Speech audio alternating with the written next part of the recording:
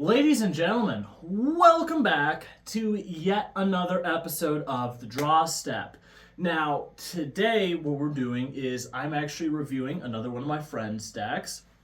He has quite a few nasty decks that he likes to play. I have reviewed one of them on the channel before. That's going to be right there. It's his Angel deck. That is an aggressive aggro deck that is going to take out all of your enemies if you decide to build a deck like that. Now, this deck that we're going to review today is the exact opposite. The commander for this deck is Rubina, right there. Rubina Soulsinger. It really should be Rubina Soul Snatcher, because what she does is she's a 2/3 for 5 mana, green, white, blue, and you may choose not to untap Rubina during your untap step, but then you can tap her, gain control of target creature for as long as you control Rubina, and Rubina remains tapped. So, what's she doing? She's just sitting there, and just for the cost of existing, she can tap and take your your opponent's best creatures. Normally when I come to you with these toxic deck builds, I am so excited to show you all these different ways to just absolutely get under your opponent's skins. But not today. That is not happening today. Because I'm the one whose skin gets under. That sounded weird. That was not the best way to say that. Let me rephrase this.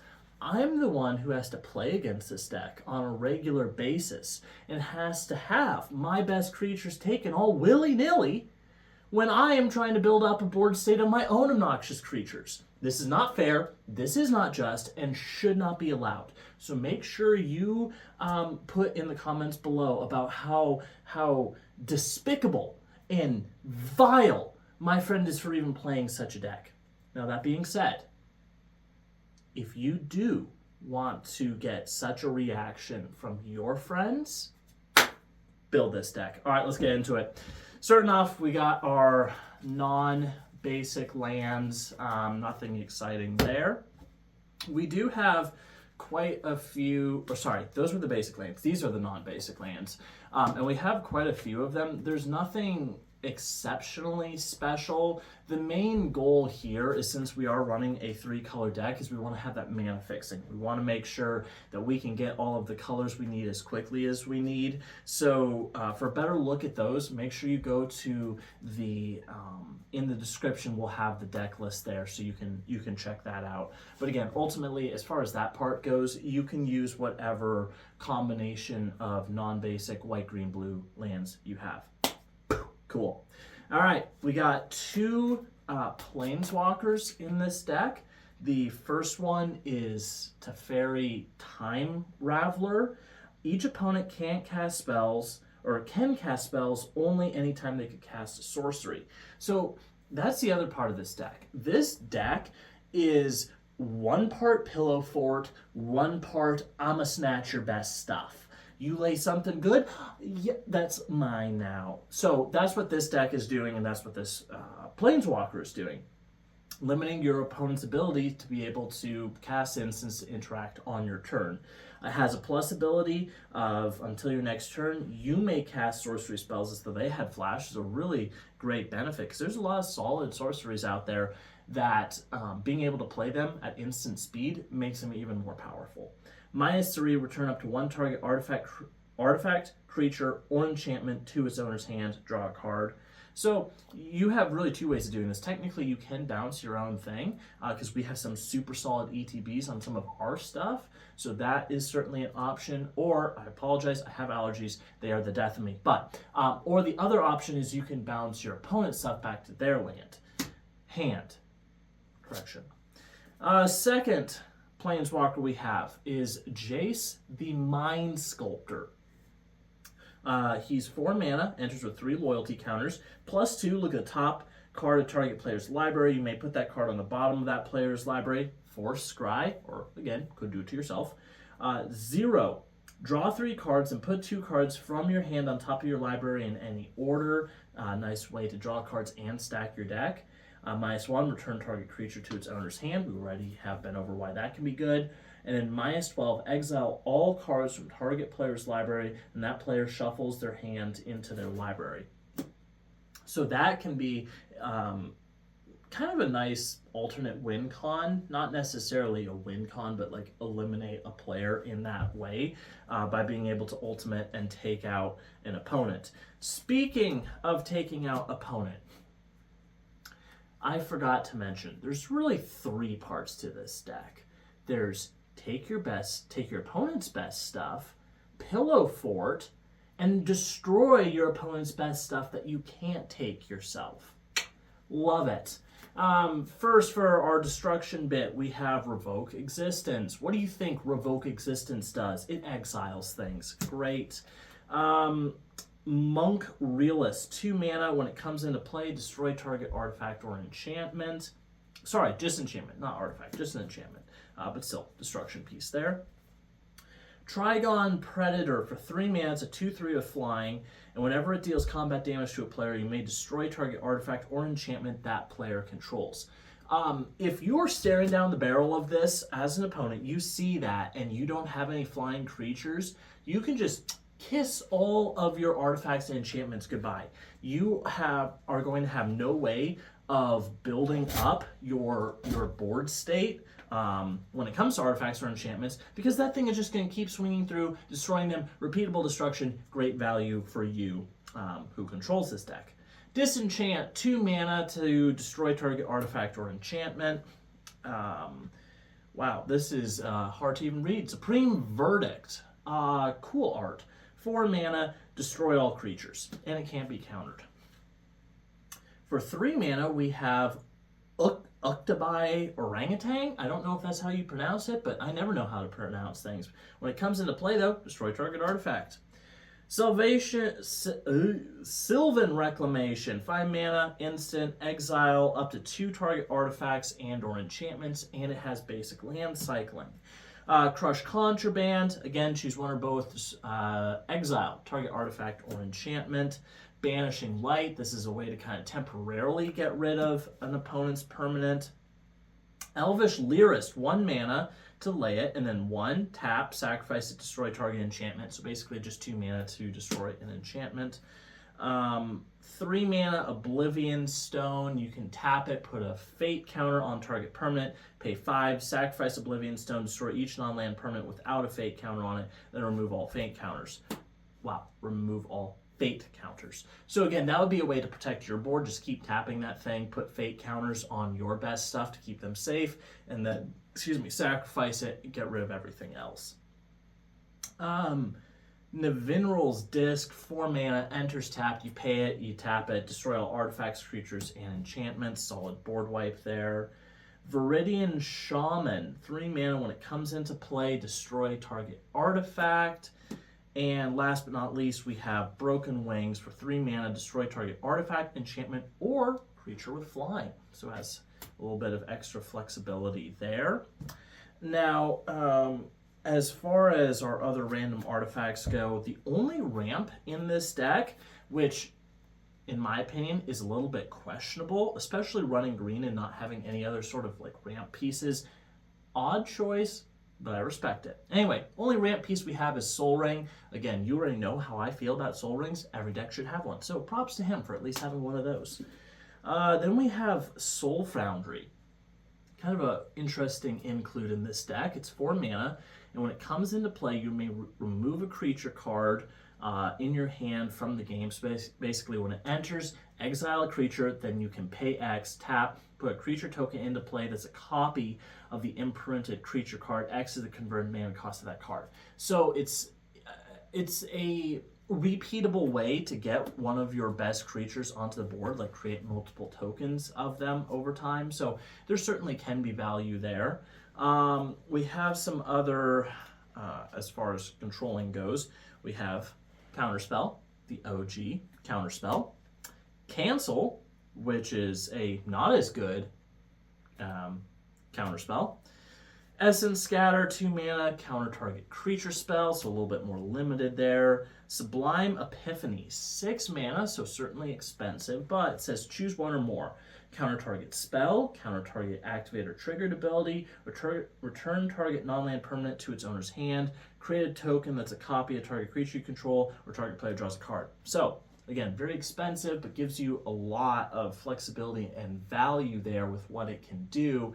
So you can really choose what's going to be your best bet and how to use it. 4 mana for C double, you can either copy target spell or create a token that's a copy of target creature, both of which can be really, really strong. Saw it coming, 3 mana, counter target spell, or for 4, well, 2 to foretell it, and then 2 to play it on a later turn. You can go that route. Either way, not as good as the OG counter spell, but other options for countering spells. All right, moving along from there, we have, we're kind of getting into our pillow fortifications. First, we have Gaseous Form for 3 mana. Basically says that a creature can't attack or block. It's an enchantment. Another enchantment we have is Face Fetters, which when it enters the battlefield, you get 4 health. And then it also makes it so the creature can't attack or block, and its activated abilities can't be activated unless they're mana abilities.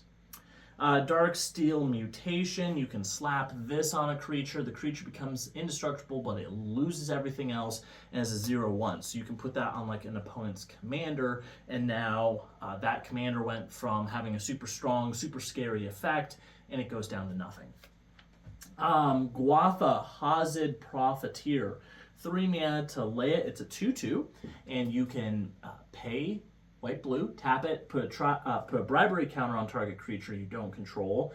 Its controller does get draw a card, but creatures with bribery counters on them can't attack or block. So you are giving your opponents card advantage by doing that, but you're also shutting them down from being able to use their best creatures. Pacifism, 2 mana, again, enchanted creature can't attack or block. 3 mana for Prison Sentence. When it enters, you can scry 2, and enchanted creature can't attack or block, and its activated abilities can't be activated. So again, kind of the same as what all the rest of them are doing. Now, for the next piece of our pillow fortifications, we have Orzhov Advocatist, something like that. It's a 1/4, and at the beginning of your upkeep, each player may put 2 +1/+1 counters on a creature they control. If a player does, that player can't attack you or a planeswalker you control until your next turn. So that it is buffing your opponent's creatures, but if they choose to do it, they can't attack you. So it is keeping you safe in a way, although you are also allowing their best stuff to get even better. Ghostly Prison, 3 mana. Creatures can't attack you unless your controller pays 2 for each creature they control that's attacking you. So basically extra taxation on your opponents trying to come at you. Territorial Hammerskull for 3 mana. It's a 2/3, and when it attacks, you can tap an opponent's creature. War Tax, 3 mana. This is just like a Ghostly Prison, except you get to set the cost of how much your opponents have to pay to attack you. I have seen my friend, definitely not my friend while he's playing this deck, but I've seen my friend set mana aside, so he waits to see when an opponent is about to attack him, and then tap all that mana based on how much mana they have left untapped. So it does give you some extra flexibility in knowing exactly what you need to protect yourself so your opponents can't swing through. Windborn Muse, again, same thing, just creatures can't attack you unless they pay 2 per creature. Selfless Squire, 4 mana for a 1/1 with flash, and when it enters the battlefield, you get to prevent all damage that would be dealt to you this turn, and whenever damage would be dealt to you, or whenever damage that would be dealt to you is prevented, put that many +1/+1 counters on Selfless Squire. So if somebody's coming at you with a huge amount of damage, you can flash this in, stop all that damage, and then it will suddenly have a giant creature on the board. Propaganda, 3 mana. Again, it's just like all the others we've been over. Creatures can't attack you unless they pay 2 per creature. Fog, 1 mana. Really the OG Fog effect and protection there. Prevent all combat damage that would be dealt this turn. And last we have Machiko Konda Truth Seeker. It is 4 mana for a 2/2. And whenever a source an opponent controls deals damage to you, that player sacrifices a permanent. So that's kind of taking the Pillow Fort in a different direction. Instead of taxation for your opponents hitting you, you are now making them think, because like, yes, they will be able to get through, but they're also going to have to sacrifice a permanent. Now, it doesn't specify a non-token permanent, so if one of your opponents is running a token deck, that's not going to affect them as much. But depending on how quickly you get that down, that can be very powerful right there. All right, now we're getting into the real good stuff. I say good stuff very loosely because this is the stuff that, if you build this deck, is going to make your opponents absolutely despise you. It's broken into 2 segments. We have both the Rubina ability, which is I'm going to take that, and then on the other hand, we have if I can't take your best things, I'm going to just have my own version of your best things. Starting with Lay Claim, 5 mana, gain control of, or enchant permanent, you control enchanted permanent. Blue Sun's Twilight, 2 and then X, you gain control of target creature with mana value X or less. If X is 5 or more, create a token that's a copy of that creature. So again, you could take, I don't know, obviously not an opponent's commander, but one of their really strong pieces, and then get it and get a copy of it. Sick value. Souvenir Snatcher, 5 mana for a mutating bird, which sounds horrifying, but whenever this creature whenever this creature mutates, gain control of target non-creature artifact. So that's a little bit limited, but it does give you something. Like you could get a One Ring or some other super valuable artifact that your opponent has. Speaking of taking your opponent's best things, why don't you just go out and take their next turn? Mindslaver, sacrifice it and you control target player during that player's next turn. That can create insane problems for an opponent just by being able to swing the army in one of your other opponents, or doing things to mess them up on their turn.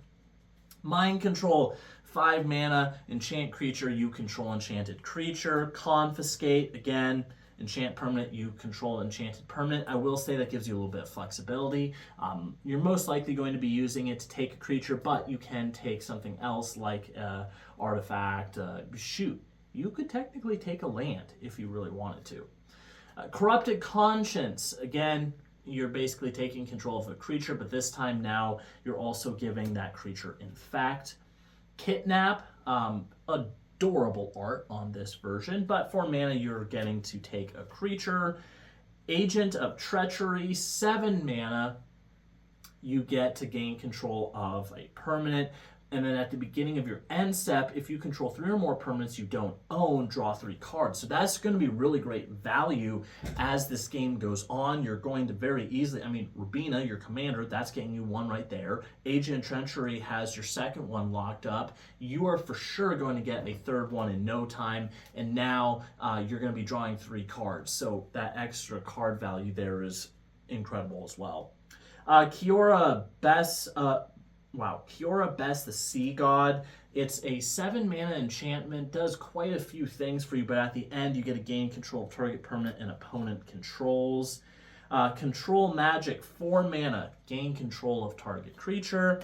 And Treachery, 5 mana. When Treachery comes into play, untap 5 lands, and you control enchanted creature. So this one is stupid in and of itself. Like, yes, you do have to pay the upfront cost of 5 to play it, but then as soon as you enchant a creature, oh, hey, look, that mana you just spent, right back, open to take another creature of your opponent's. And then, this is probably the most disgusting of the gaining control of creatures. We have Emrakul, the World Anew, the newest Emrakul out there. And when you cast a spell, gain control of all creatures target player controls. And on top of that, it's a freaking 12/12 with flying and protection from spells and from permanents that were cast this turn. So that's going to be really hard to take out. Your opponents are going to have a lot of trouble dealing with a flying 12/12 with protection, and their board is gone now. Now, as far as our copying goes, we have Clone Legion for 9 mana. For each creature target player controls, create a token as a copy of that creature. Oh, hey, Mr. Opponent, you have a mighty fine-looking army over there. I wouldn't mind if I happen to have a copy of your army as well, too. Terrific. Kija the Tide Star, 7 mana. When it dies, gain control of target creature.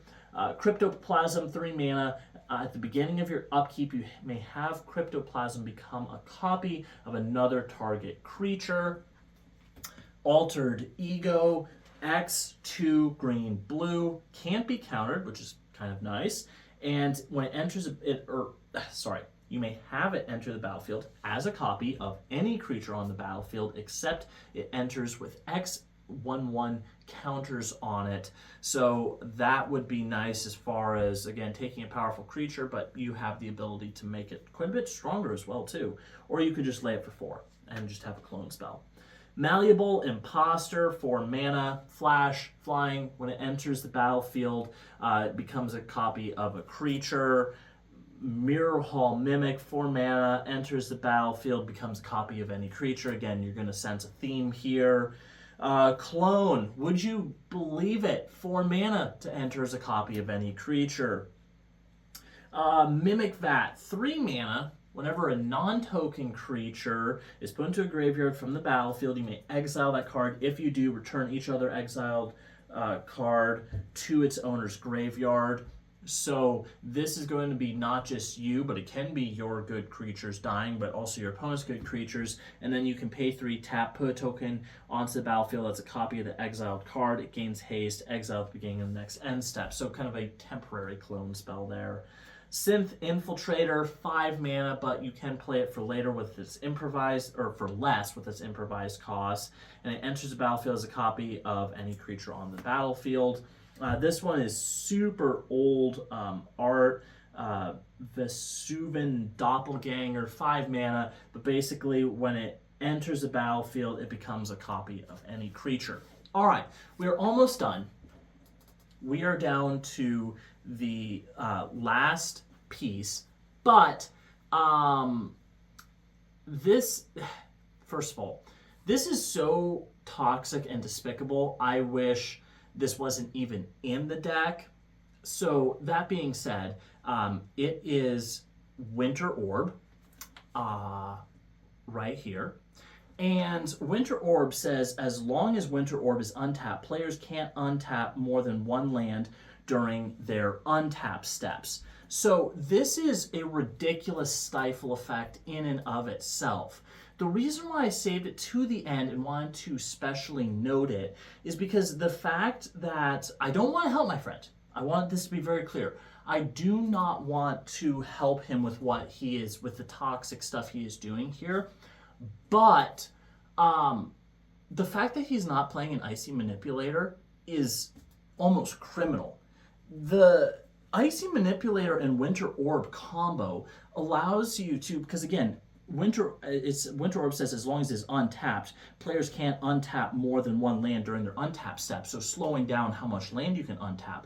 But with Icy Manipulator, you can tap this artifact, which as soon as it's tapped, then that no longer is going to have that stifle effect. So you can do that in combo. You would have your Winter Orb down, it's going to be untapped. Your opponents aren't going to be able to untap their lands, but then right before your turn starts, you use your Icy Manipulator to tap the Winter Orb. Your turn comes around, you get to untap all your lands, do whatever you want, while your opponents are struggling just to get any sort of mana.